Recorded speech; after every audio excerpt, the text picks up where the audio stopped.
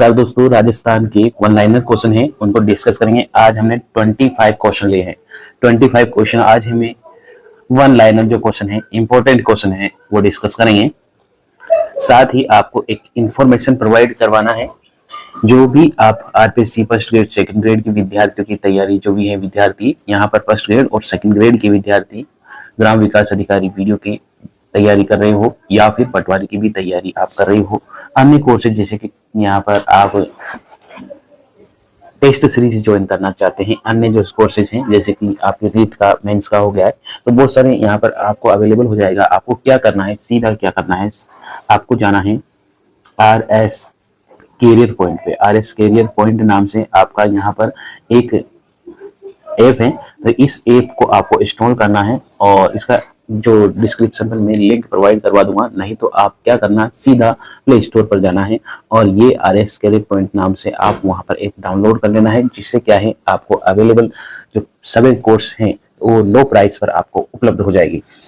जिससे आप सीधा अगर यहाँ से डिस्क्रिप्शन पर जाएंगे तो आपको कुछ ना कुछ यहाँ पर बेनिफिट भी होगा, जिससे आप जो भी कोर्सेज की तैयारी कर रहे हो आपको आसानी से उपलब्ध हो जाएगा।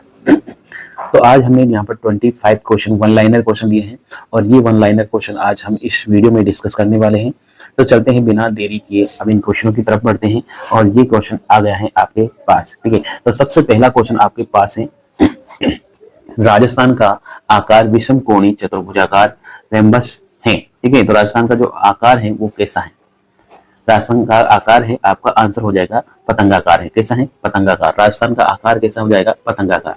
ठीक है, राजस्थान कैसा है? राजस्थान आपका ऐसा है। ठीक है, राजस्थान जो है वो आपका पतंगाकार है। ठीक है, तो जैसा लग रहा है ना पतंग की तरफ, तो ये पतंग की तरह ही है। ठीक है, तो राजस्थान का आकार कैसा है? पतंगाकार। तो पहला आपको क्वेश्चन भी समझ में आ गया होगा।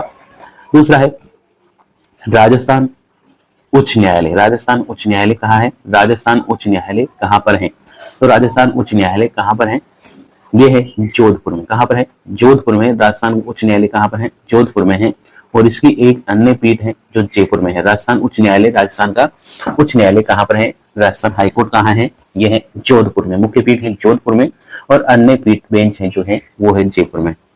अगले क्वेश्चन की तरफ चलते हैं। अगला क्वेश्चन है क्वेश्चन नंबर 3। क्वेश्चन नंबर 3 है, राजस्थान की जो राजकीय भाषा है वो क्या है? तो राजस्थान की राजकीय भाषा हो जाएगी आपकी हिंदी। राजस्थान की राजकीय भाषा कौन सी है? हिंदी हो जाती है। अगला है प्रचलित भाषा, यानी कि राजस्थान की जो प्रचलित भाषा है वो कौन सी है?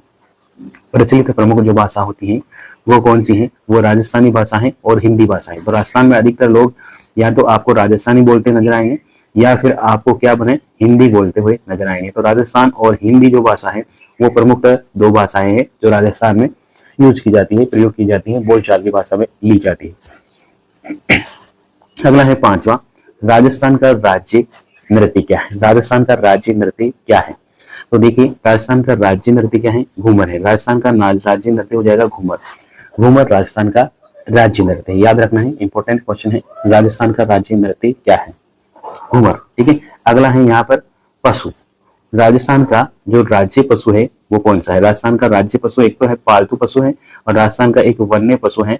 ठीक है, तो राज्य पशु जो पालतू पशु है वो तो आपका हो जाएगा ऊंट। आपका हो जाएगा ऊंट, आंसर हो जाएगा। लेकिन अगर आपका बोला जाए कि वन्य पशु कौन सा है तो आपका याद आया चिंकारा। चिंकारा क्या होता है? हिरण होता है। चिंकारा क्या होता है?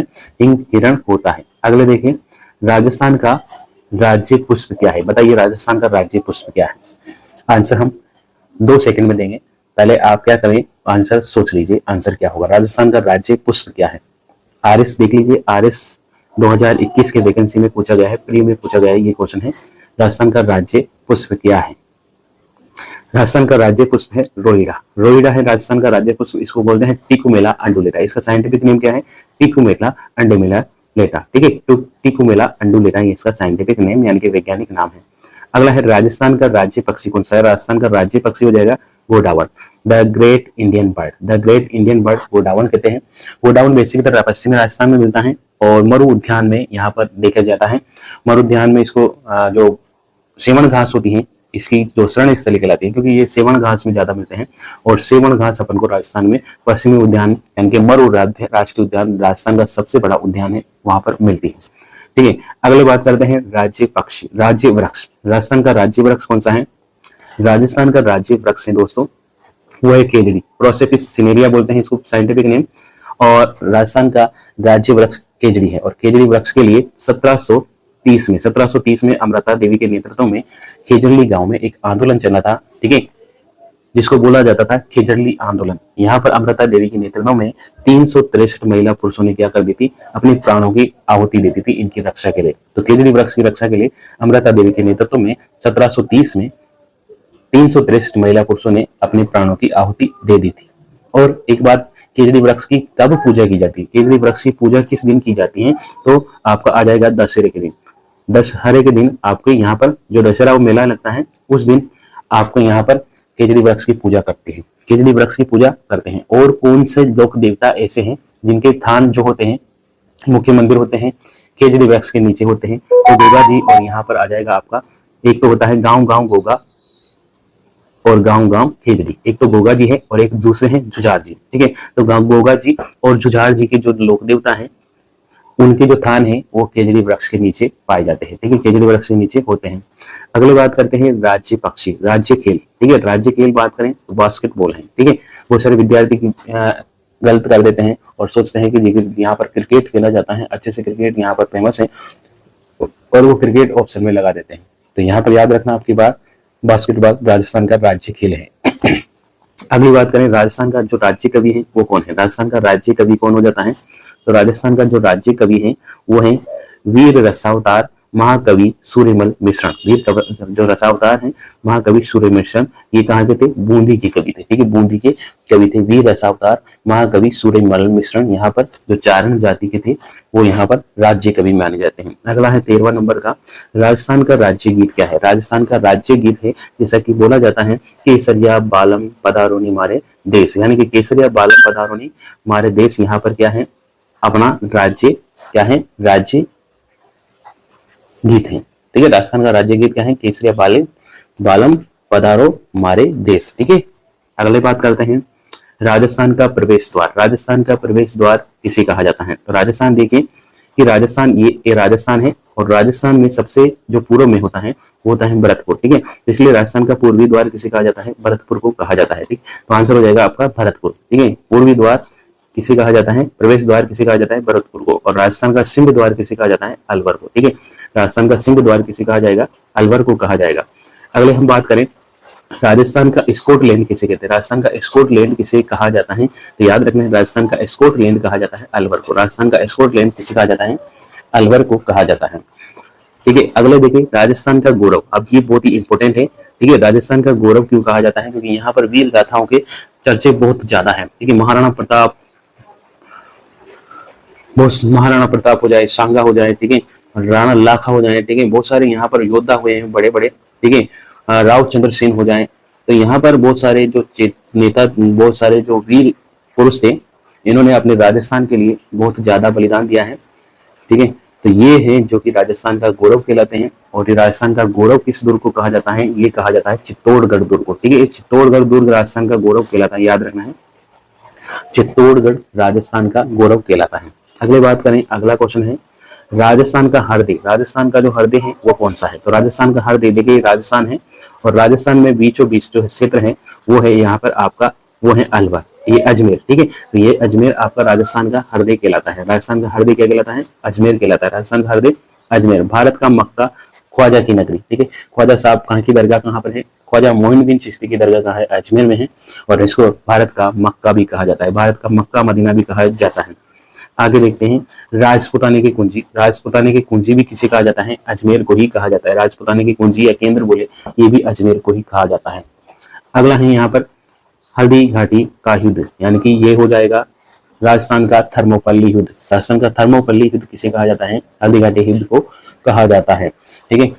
मेवाड़ का मैराथन युद्ध किसे कहा जाता है, ये दिवेर का युद्ध कहा जाता है। बताइए हल्दी घाटी का युद्ध कब हुआ था, हल्दी घाटी का जो युद्ध हुआ था वो हुआ था 1576 को, 1576 को हुआ था। और किस किस के बीच में हुआ था, ये बाबर की तरफ से था, मान सिंह, बाबर की तरफ से कौन सा था, मान सिंह थे जो जयपुर के राजा थे, और ये थे जो महाराणा प्रताप के साथ में युद्ध लड़े थे। महाराणा प्रताप, इन दोनों के बीच में घमासान युद्ध हुआ था।